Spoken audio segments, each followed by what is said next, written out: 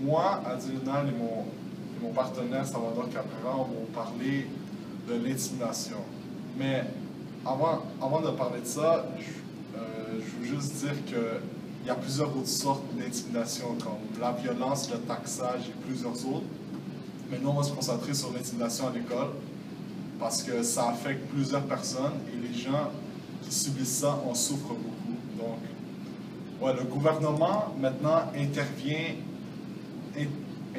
aux écoles qui a de l'intimidation. Donc, quand un jeune se fait intimider, ben, le gouvernement aide maintenant. Donc, alors maintenant, les écoles sont mieux outillées grâce à l'aide du gouvernement contre l'intimidation à l'école.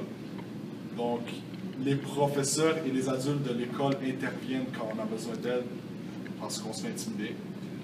Alors, le 2 octobre qui a passé, il y a eu une marche pour supporter le gouvernement qui aide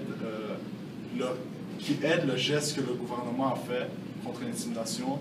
Donc, c'est les auberges du cœur à participer à cette marche.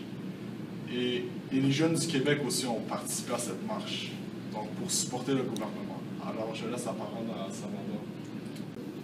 Ouais, moi, je vais continuer sur le sujet de l'intimidation. Je vais parler des jeunes à l'école, surtout de ceux de 13 à 16 ans. Et selon Radio-Canada, qui ont fait un sondage dans les écoles secondaires, ils ont interrogé 63 000 jeunes étudiants et 42% des jeunes garçons ont avoué être intimidés à l'école ou en route en chemin vers leur maison.